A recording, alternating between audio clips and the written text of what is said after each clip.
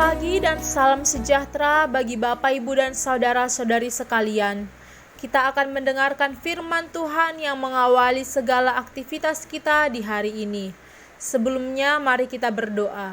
Bapa kami yang bertahta di dalam kerajaan surga, terima kasih atas segala penyertaan-Mu bagi kami.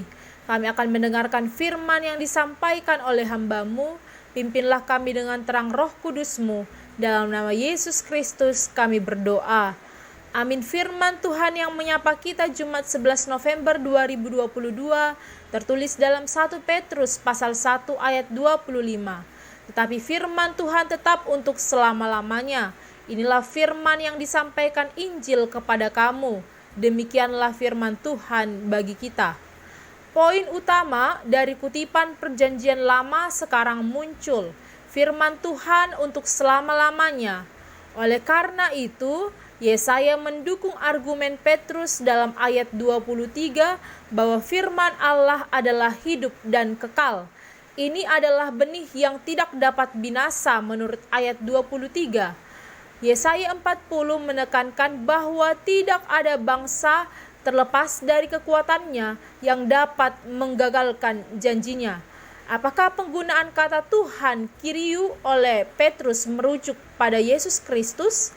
Dalam Yesaya, teks bergeser antara Tuhan Kyrios dan Allah Theos, dan Yahweh jelas merupakan rujukan dalam setiap kasus. Misalnya kata Tuhan ayat 2, 3, 5, 10 dan kata Allah dalam ayat 1, 3, 5, 8 dan 9. Mungkin Petrus menerapkan teks ini kepada Yesus Kristus, seperti halnya dengan penulis perjanjian baru lainnya ketika mereka mengutip Yesaya 40. Jika demikian halnya, apakah genitif subjektif kata yang diucapkan oleh Tuhan atau objektif kata yang diucapkan tentang Tuhan? Keduanya masuk akal, tetapi klausa berikutnya mengarahkan kita ke surat itu. Firman Tuhan yang berdiri untuk selama-lamanya diberitakan kepada mereka. Yesus historis tidak memberitakan Injil kepada orang-orang percaya di Asia Kecil. Dan dengan demikian firman Tuhan adalah firman tentang Yesus. Injil yang diberitakan ketika gereja-gereja percaya. Ayat 25 diakhiri dengan komentar Petrus tentang kutipan Perjanjian Lama.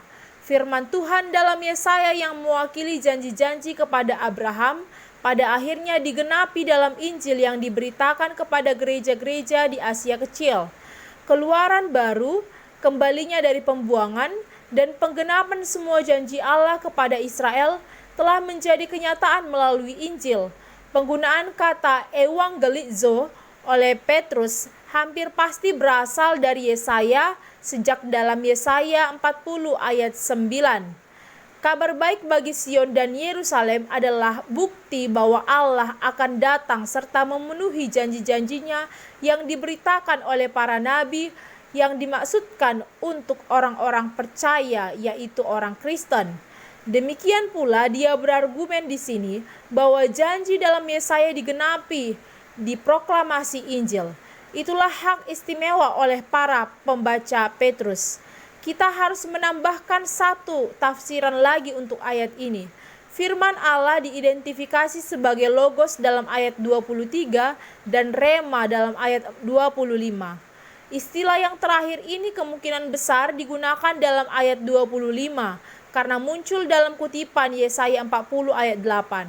Maka kita tidak boleh mencoba menetapkan arti yang berbeda untuk kedua istilah tersebut.